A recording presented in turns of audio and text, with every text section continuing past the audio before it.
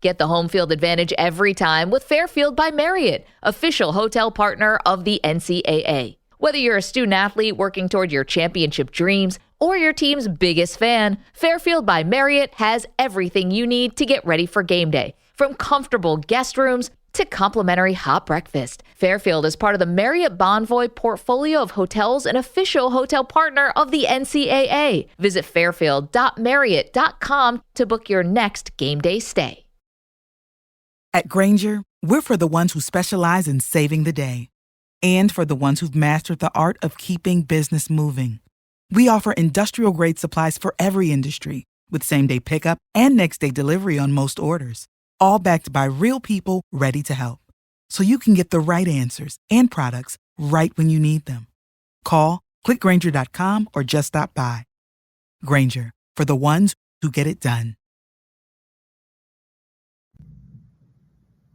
Want to make a podcast? Spotify's got a platform that lets you make one super easily, then distribute it everywhere and even earn money, all in one place for free. It's called Spotify for Podcasters, and here's how it works. Spotify for Podcasters lets you record and edit podcasts right from your phone or computer, so no matter what your setup is like, you can start creating today. Then you can distribute your podcast to Spotify and everywhere else podcasts are heard. Video podcasts are also available on Spotify. With Spotify for Podcasters, you can earn money in a variety of ways, including ads and podcast subscriptions.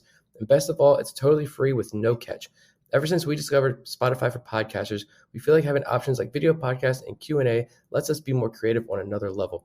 I highly recommend you give it a try. Download the Spotify for Podcasters app or go to www.spotify.com/podcasters to get started. Welcome into The Verge, a show which covers the Baltimore Orioles minor leagues. The Verge is part of BSL Radio. Baltimore Sports and Life is dedicated to analysis and discussion on the Orioles, Baltimore Ravens, and the University of Maryland. The site has a team of writers providing coverage of those teams and houses live streaming content weekly. Join the conversations at the message board, like BSL on Facebook, and follow BSL on Twitter. Welcome to On the Verge. This is Zach Spedden, joined as always by Bob Phelan and Nick Stevens. We're part of the Baltimore Sports and Life Radio Network, and we are the podcast to discuss the Orioles minor leagues.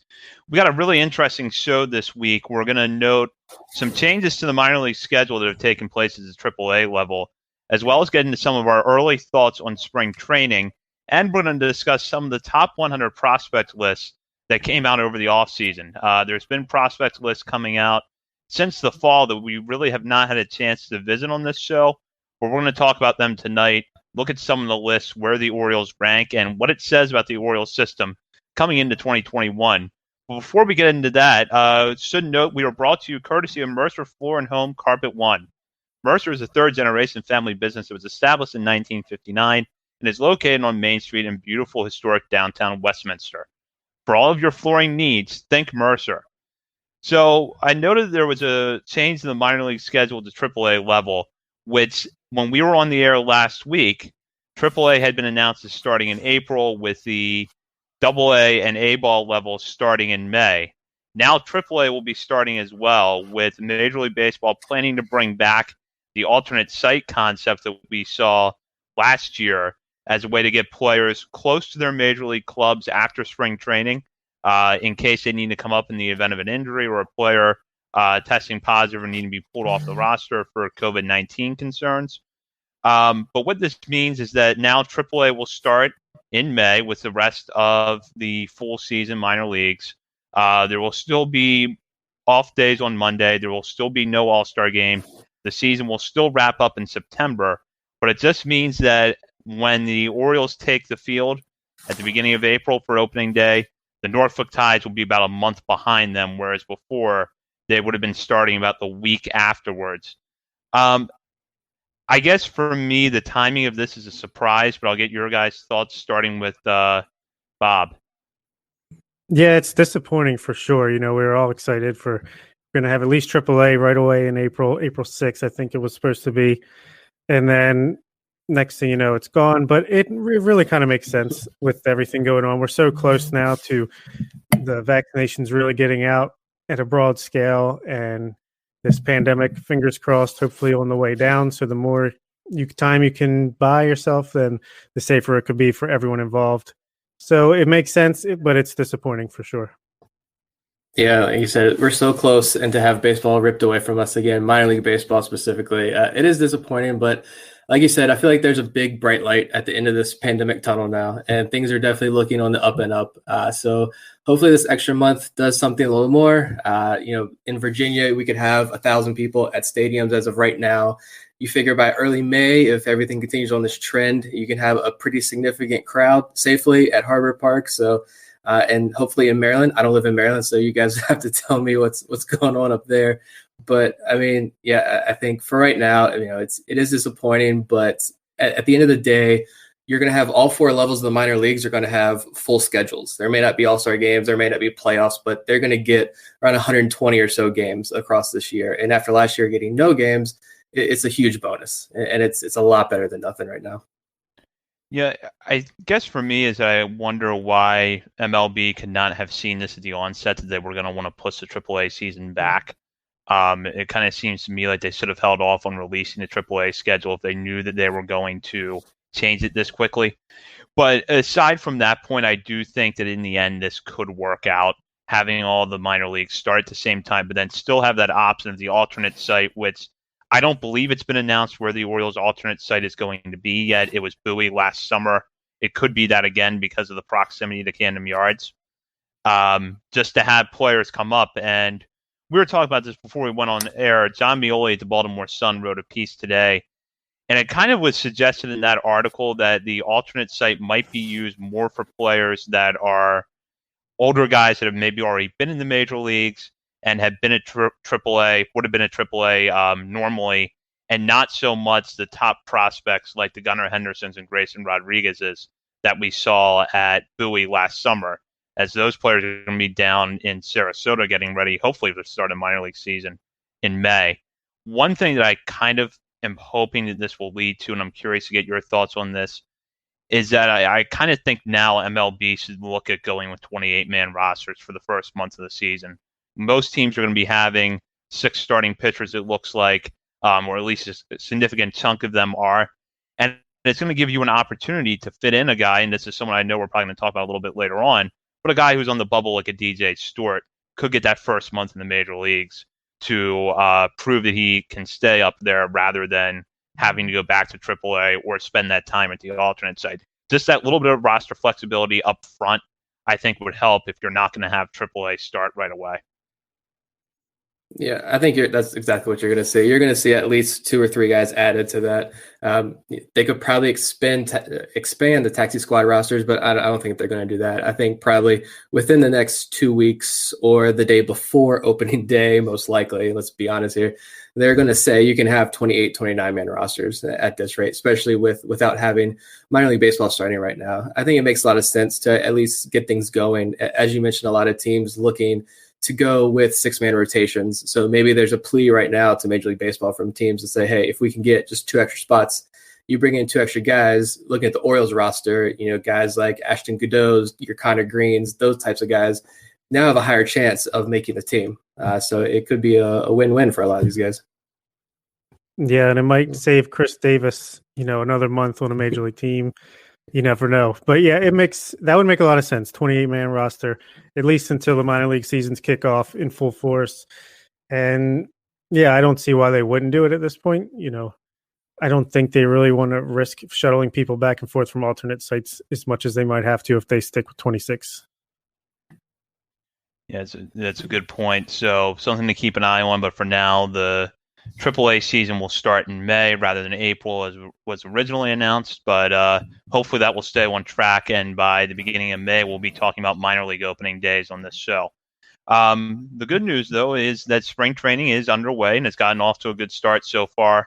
We're only a few games into it as the Orioles started on Sunday with their game against the Pittsburgh Pirates. But there's been some interesting things so far, which Nick wrote about today on BaltimoreSportsAndLife.com. Was a look at spring training. And if you are listening to the show and you've not read the piece yet, I go encourage you to read it, because I think Nick does a good job kind of summarizing what we've seen so far, but then some of the things we should be watching over the coming weeks left of spring training.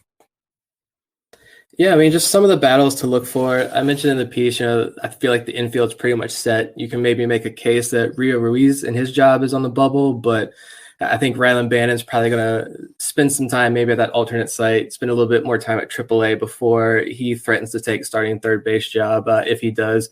So I think the infield is pretty largely set for now, but the outfield, it seems like there's a competition, a serious competition out there in center field right now, which, we can talk about Austin Hayes versus Cedric Mullins.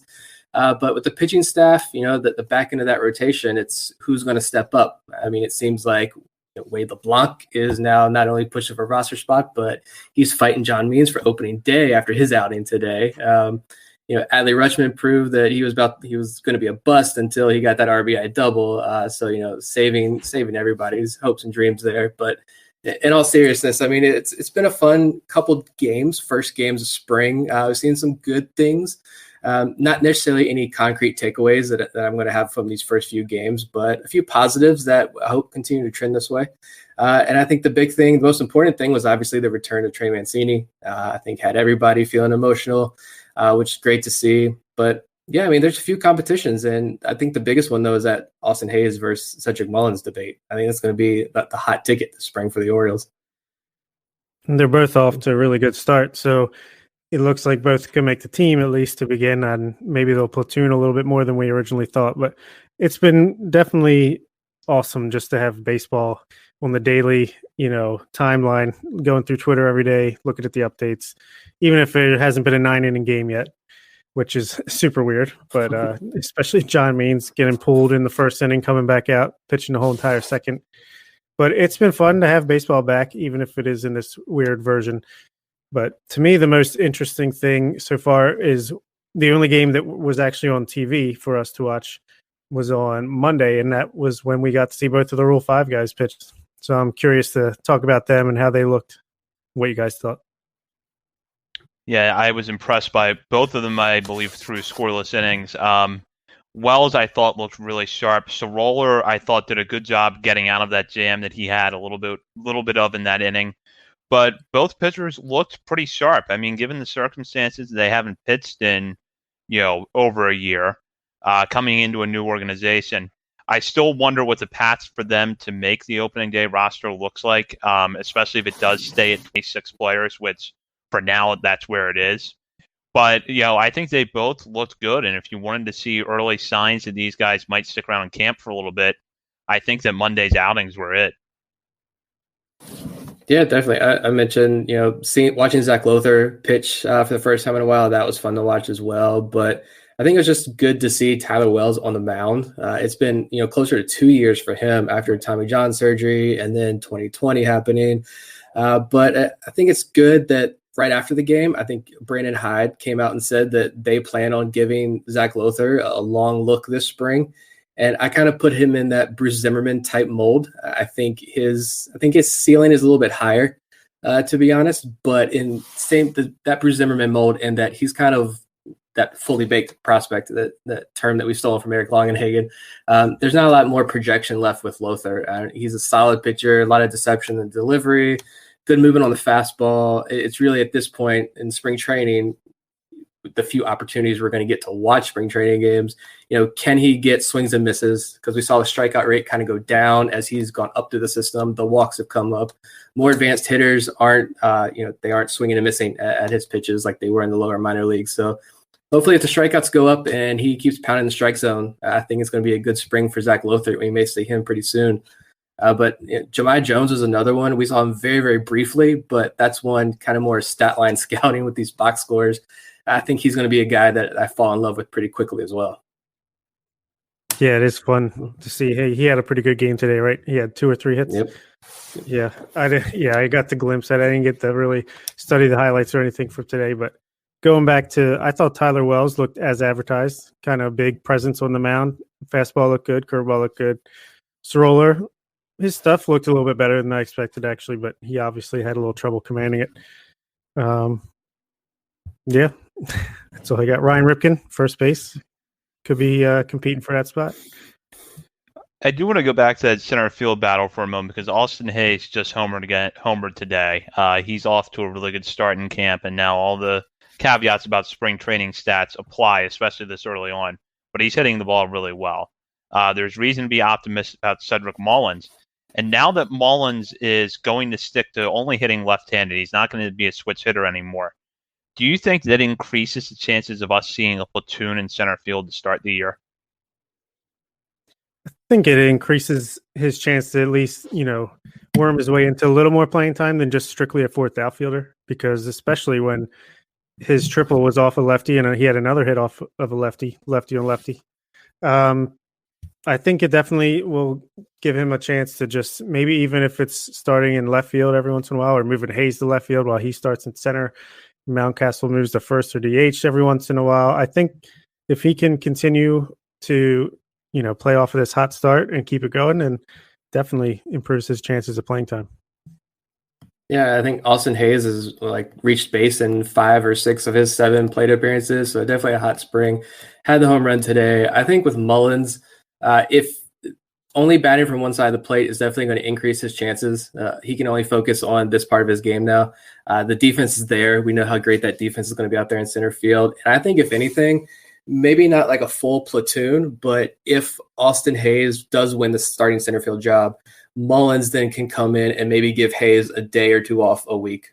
I think, if anything, to keep Hayes healthy, reduce that risk of injury, because we know that the injury risk is ever present when it comes to Austin Hayes. So I think if Hayes wins it, you've got Mullins there to spell him for a few days, and you see Hayes, take significant amount of time off just to keep him fresh. But I wrote my piece today. If Mullins wins the starting job, I think we've got a lot more questions when it comes to the Orioles outfield. But we'll have to see how this competition plays out.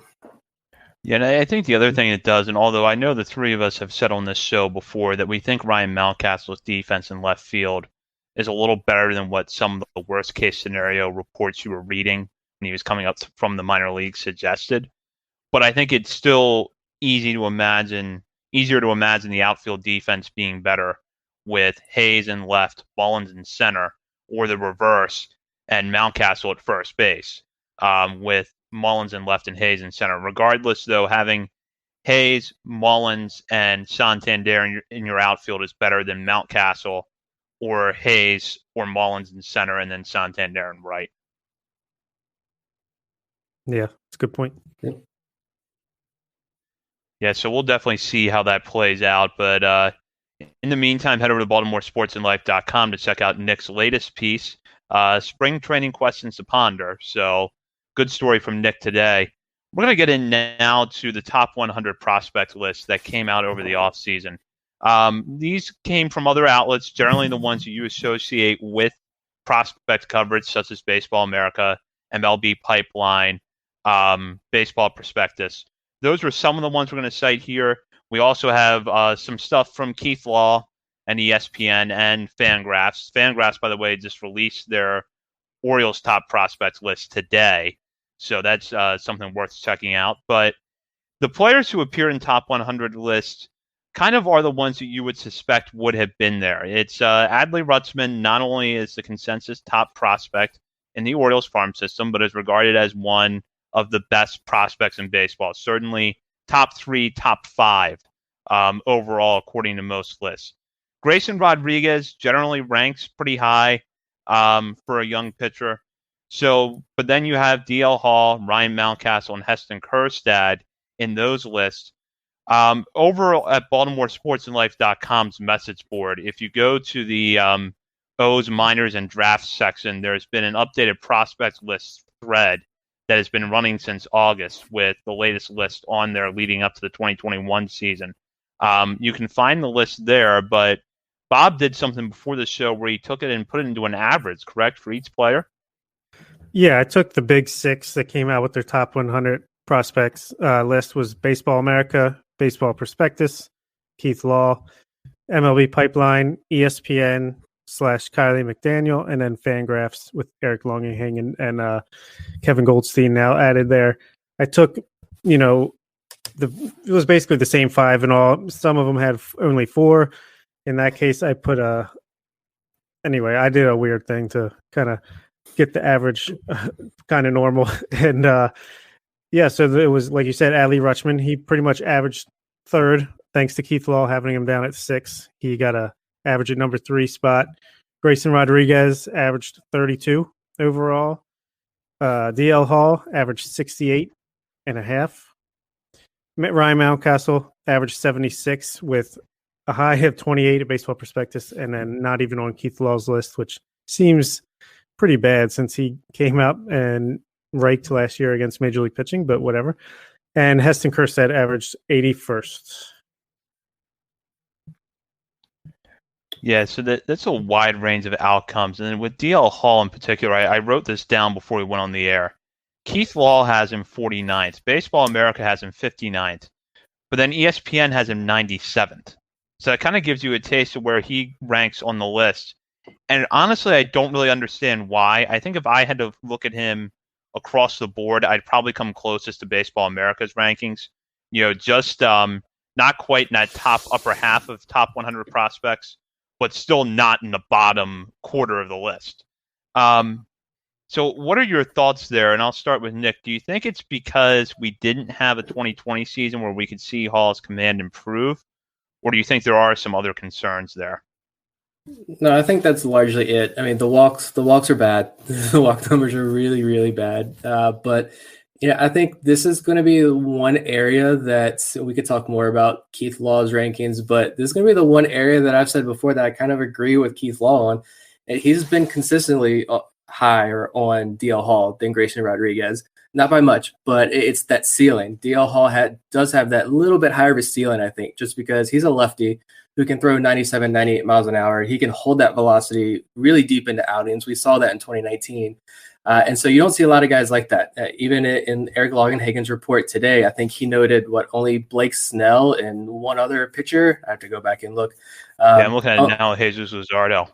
Yeah, Jesus Luzardo and Blake Snell. Those are the only two lefties in baseball that throw harder than DL Hall. But of course, I mean, velocity isn't everything. You got to be able to locate your pitch, and that's been the big issue here. But I'm not willing to bet money against DL Hall. But I think where you can say I'm going to slot him lower, like maybe Kylie McDaniel did at ESPN, is maybe that risk. He's a much riskier prospect. And so while the ceiling is high, the floor is also pretty low. I think Longenhagen noted that he would probably slot DL Hall as a middle reliever right now. He sees him excelling there, which I think a lot of Orioles fans would instantly scream no and disagree with that, at least for right now. I'm keeping him in that rotation and letting him go until he proves he can't stick around anymore. But the ceiling is just way too high for him, I think. But there definitely is a wide range of outcomes when it comes to DL Hall.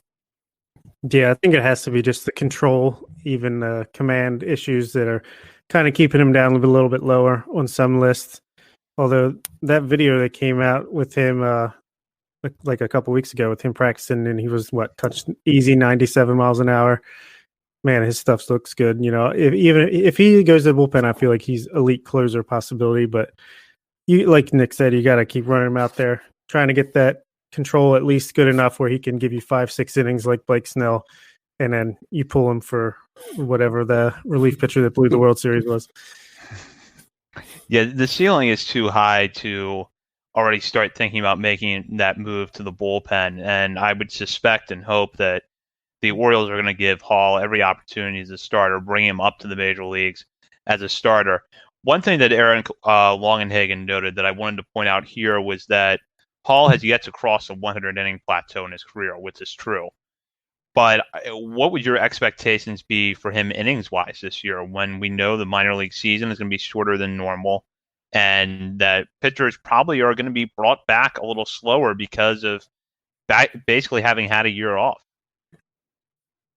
Yeah, I think you're going to see a lot of 6-man rotations even down in the farm system to start out. You're going to work these guys really slow, especially your top prospects. You're not going to want to throw Grayson Rodriguez, even though they were at the alternate site and they got a lot of great work in. And I think, there's notes there that these guys threw, 500, 600, 700 pitches at the alternate site.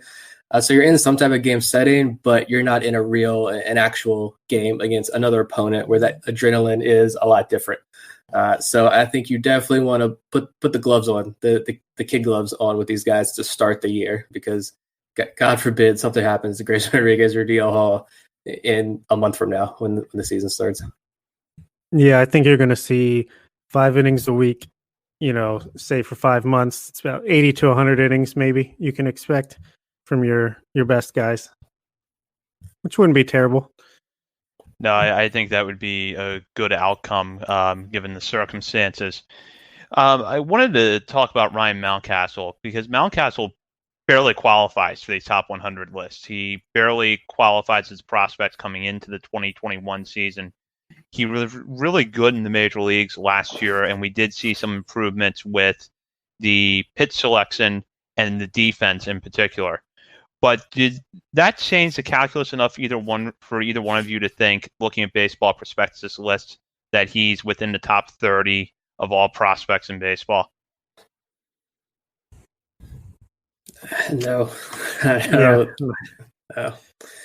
I mean, for me, seeing Ryan Mountcastle as high as he was on all of these lists, I think if anything, it just kind of affirmed my my excitement for Ryan Mountcastle heading into 2021, because you saw him kind of drop near the bottom, the back end of the top 100 on a lot of these major lists. And then after the 2020 draft, he completely fell off pretty much every list. It seemed like he was done as far as the top 100 prospect is concerned. But I think we saw that small sample size. He raked. He walked almost a 10% walk rate. That's not sustainable. We know that. But, I mean, the swing is amazing. He's dominated every single level. I think this is definitely something that can hold. The defense is passable. It's going to work for right now. So I think it's, if anything, him being in the 50s, 60s on these major lists back up, it says that it's okay to get excited about Ryan Mountcastle this year. He may not be a multi-time All-Star, but he's going to be a very good, above league average hitter for the Orioles, hopefully for many years to come. Yeah, exactly. I mean, look, on ESPN's list, he's right there with Hall in the 90s, but whereas Hall is like a high ceiling, low floor, I feel like Mountcastle's more like a high floor and not necessarily that high of a ceiling, especially for the positions that he's going to play at the major league level: first base, DH, even left field. So I think it's pretty much his bat is going to be usable. He's going to have a lot of years in the major league lineup somewhere, but he might not, be a 30-plus homer hitter every year consistently. And yeah, I think that's just where I'm at with him. 28 seems a little extreme, but I'd be happy if Baseball Prospectus was the ones that knew something the rest didn't. Yeah, I agree. I'd be completely happy if they were onto something there. I do think that coming into this year, he should be on every top 100 list because the track record, as Nick said, is just so good. And then we saw the improvements that he made at the major league level last year. And the one point that I've made with Mountcastle a few times is that he's generally been young for the level wherever he has played. So when you put that into context, I think it makes his track record all the more impressive, even if you have the flaws like the high strikeout totals and the questions about his defense, which I think have quieted a little bit, but still linger a little bit coming into this year. Yeah, I just feel like a lot of the times when you're looking at these lists, there's this talk of, well, if he's not going to be a Mike Trout, he's going to be a bust. Or if you're a pitcher, like if he's not going to be Garrett Cole, or if he's not going to be Clayton Kershaw, then he's going to be a bust.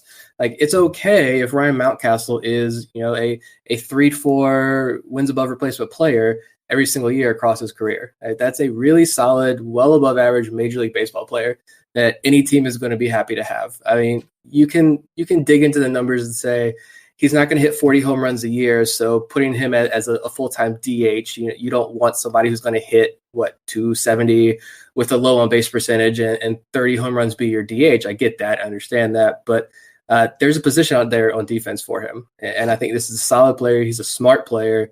I mentioned before many times, I love the body language when he's out there, even when he's failing. You learn most from failure, and I think he's definitely doing that. So I'm excited to watch him again as the season kicks off, and I think these lists affirm that. Problem is, he's 0 for 5 starting the spring training. I don't know. He looks like he's regressed a little bit. Yep, time to hit the panic button because getting off to a slow start. So, player jersey. Yeah, exactly. You were the first one to buy in on a jersey, Bob, right? One of the first? Yeah, they can borrow it when they put him in the Hall of Fame. Well, you're going to have the real vintage jersey, not like the Fred Lynn jersey they strangely sell in the warehouse. Actually, I just ordered a Diaz jersey, road jersey, number 23. Let's go. All right. Well, I hope that you can put that to use sooner rather than later because Diaz hit a very impressive home run. Yep. On Sunday. He hit that home run. I had to have it after that. Yeah. So one player we have yet to see on this list professionally is Heston Kjerstad. And I know that there are still people who can't quite wrap their head around the fact that he was the number 2 pick in the draft. Because he was ranked generally, around the 10 spot coming into the draft on most top prospects lists. He goes number 2 to the Orioles in a move that I still think allowed the Orioles to get more talent overall in the draft. We didn't see him because of health issues over the summer or over the fall in Sarasota. He's coming into camp now, and we mainly want to see him get back to better health. But I'll ask you guys this. What are your expectations for Kjerstad, and do you see him either as the guy who was, as some of his proponents would argue, best left-handed hitter in the draft last year? His stock was going up before the season was abruptly shut down. Or do you see him as the guy who has basically a true outcome player that's value is going to be a little lower? It's another tough one. Like you said, we haven't seen him. I mean, it's been a long time. Even going back to his days at Arkansas, I mean, he only played in, 10, 12 games, and none of those were SEC games. Before that, he was an elite performer for Team USA, but, I didn't watch any of that film, so I can't speak to that either. I mean, it's really just going off reports of him. And I think it's right to buy on the helium there with him and say that this is a guy who is a power hitter who's going to mash at Camden Yards from the left side of the plate. I don't think, at least I'm going to say, I hope that the Orioles wouldn't, I think the Orioles are much, much higher on him than most fans are. I'll put it that way. I think a lot of Orioles fans saw guys like Austin Martin and wanted him because of the Vanderbilt name, the many positions he can play. While Kjerstad defensively is, maybe slightly above average, but it's not like a standout tool. The strikeouts are super high. I get that when he was in college. So there is that risk of being the three true outcome hitter. But at the same time, I mean, if he's going to hit 40 home runs a year and he's got a serviceable arm out there in right field, it seems like, then I'm all for this pick. I'm excited to see him. But I do think first and foremost, is he healthy? That's the main concern. This is, if 2020 taught us anything, especially when it comes to Orioles players, I mean, life is much more important than baseball. And I just hope for his sake that he's healthy and he is in camp. Yeah, I think, to me, the Orioles probably had Spencer Torkelson number 1 with the bullet on their board. If the Tigers, for some reason, didn't take him, we would have done it. But after that, we probably had 2 through 7 or 2 through 10, pretty similar. And maybe we just thought that Kjerstad was going to be underrated and we were going to be able to sign him for underslot and be able to do something with it later on, which they did, which I'm very happy with, especially that Kobe Mayo pick, which Eric Longenhagen has him at number. Anyway, sorry. I thought I had it. Number 13, which is pretty high. It's even higher than us. So, yeah, I think they did the best they could with the pick. I think once they're kind of in tiers when it comes to the draft. And I feel like Kjerstad is at least in that second tier behind Torkelson, who clearly went first. I found this one ranking interesting and kind of sticking on the topic of Kjerstad. And I know Jim Callis was on the Chris Stoner show back in the fall. That was another Baltimore Sports and Life radio program. And I know from his interview there that MLB Pipeline does like Kjerstad.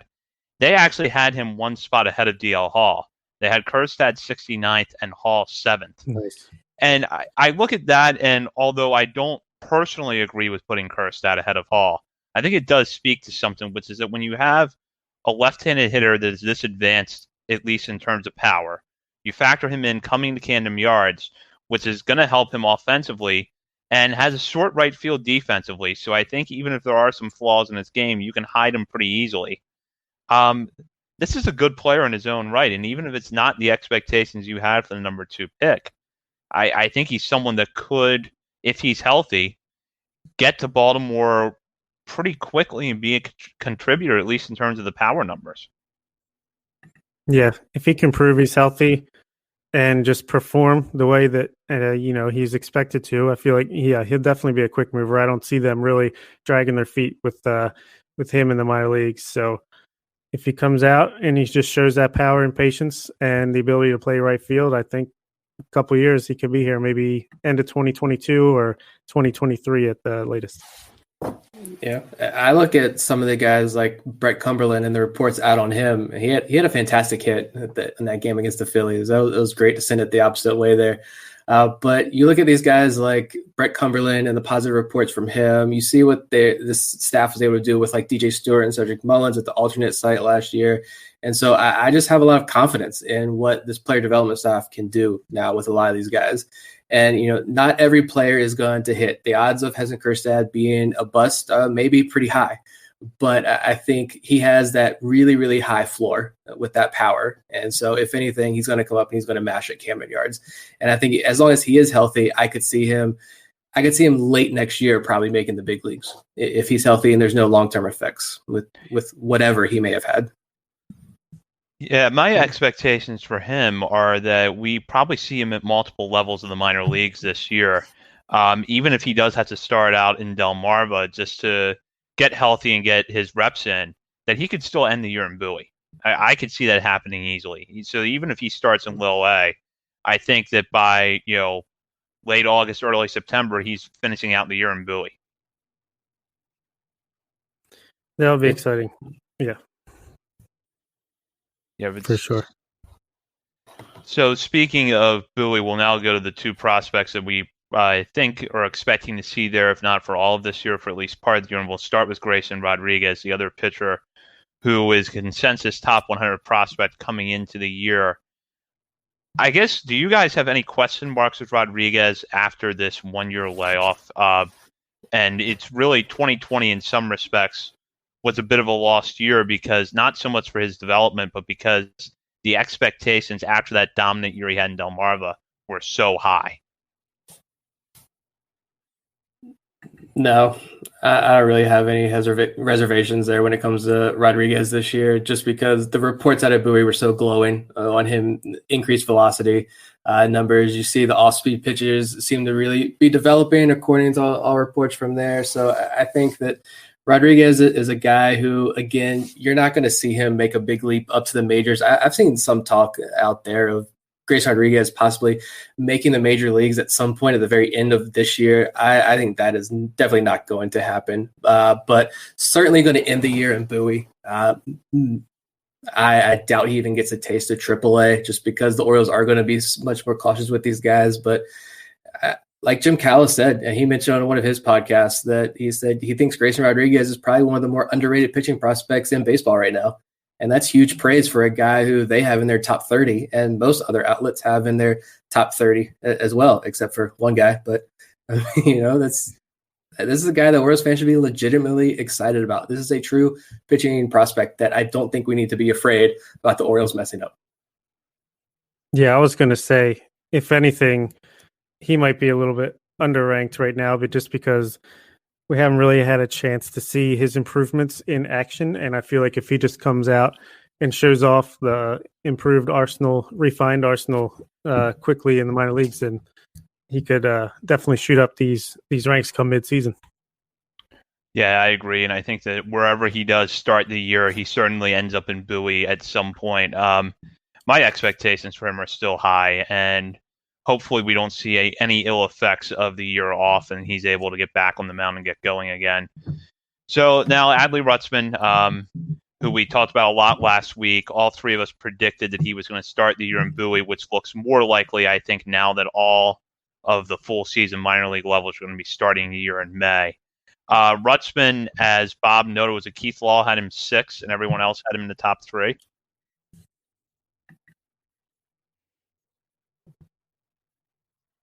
I'm sorry, what was that?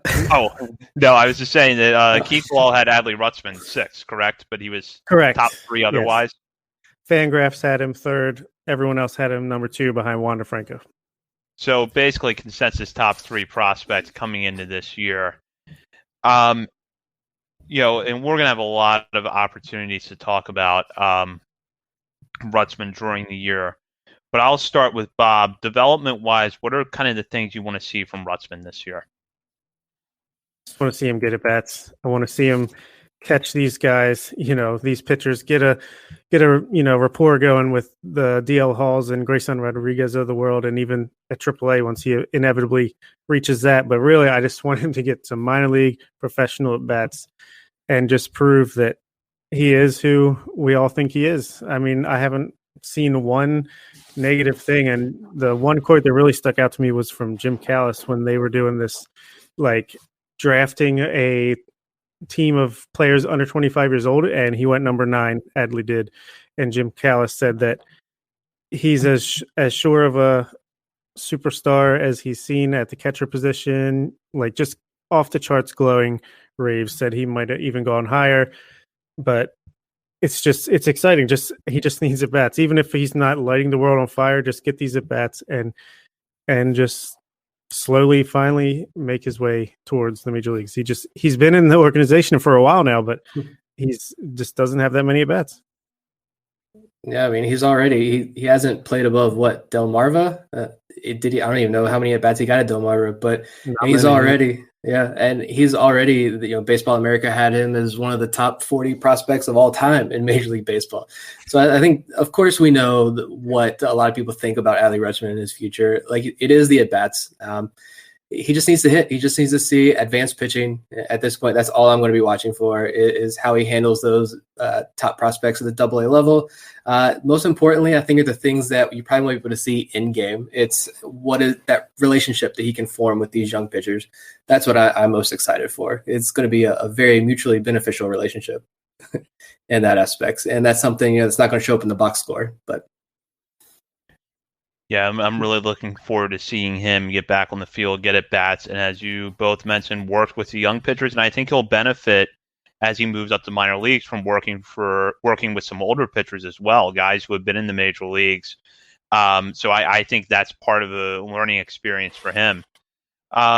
We'll talk now about some players that fell just outside of these top 100 lists and who multiple outlets cited, I guess, as players that they considered for the list that fell just short. One of them that has come up several times is Gunnar Henderson. I know Baseball America referenced him in this context. Fangraphs did as well. We've talked a lot about this, and I'll start with Nick. Why is it that coming into 2021, even though he's not a top 100 prospect, the expectations are that Gunnar Henderson will be, if not by the end of the season, then maybe even by July when a lot of these lists are updated? I think it's just that projection with him. I mean, this is a guy who's 18 years old when the Orioles drafted him.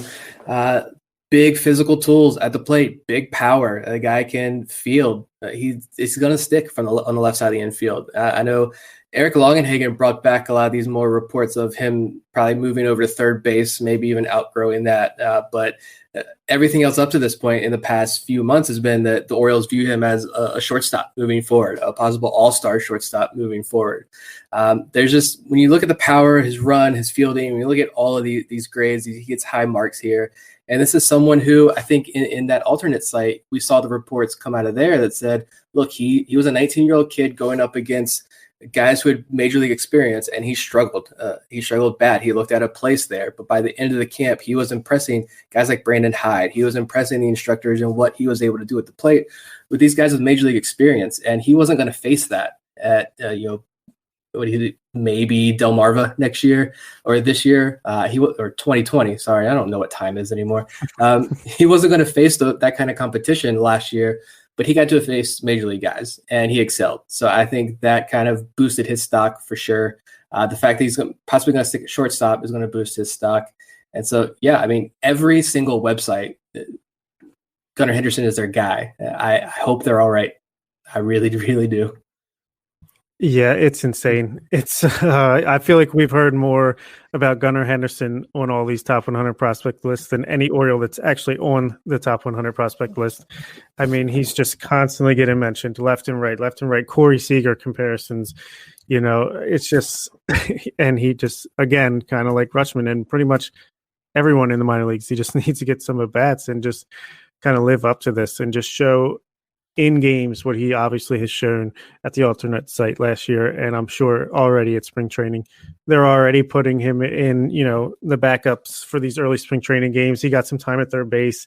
He got in at bat. I know he struck out, but it's just cool that he's this young and he's already at that level. Yeah, and I think that can be really beneficial for a player in his position where he's a younger guy who I think normally you would expect could reasonably still be 3 or 4 years away from the major leagues because of his age, because of his limited experience. But all of these reports you're hearing about his makeup, his skill set, the way he performed last summer lead you to believe that he could get there a little bit faster. So I think any exposure he gets to the major leagues right now and to the major league coaching staff really will help him. Yeah, absolutely. So another infielder that was cited by Baseball America, I know, as someone that was considered for a top 100 list was Jordan Westburg, who the Orioles drafted out of Mississippi State in 2020. A shortstop, there are some questions about whether or not he sticks to the position long term, but a lot of scouting reports have been glowing about his athleticism, especially since he played at Sarasota last fall as part of the Orioles Instructional League. I know we've yet to see Westburg, and there's still some questions about, is he going to tap into that power? What does defense look like at the professional level? But I'll start with Nick. Do you think we could see Westburg in some top 100 lists next year? Yeah, I think right after the draft, a lot of people seem happy that the Orioles got a real steal here in Jordan Westburg. They took him 30th overall. And I think a lot of places saw him getting picked even higher than that. So, I think this is someone who, you look at his athleticism, his defensive skills, even if he moves over to second base, but he does tap into that power. You're talking about a second baseman who can hit 270 with, 20, 25 home runs a year. That's pretty good. And then I'm just, whenever I think about this and we talk about the scenario, I just sit here and daydream and get lost in thoughts about Jordan Westburg at second base, Gunnar Henderson at shortstop, and like Kobe Mayo at third base in like 5 years. And that just being the dream Orioles infield.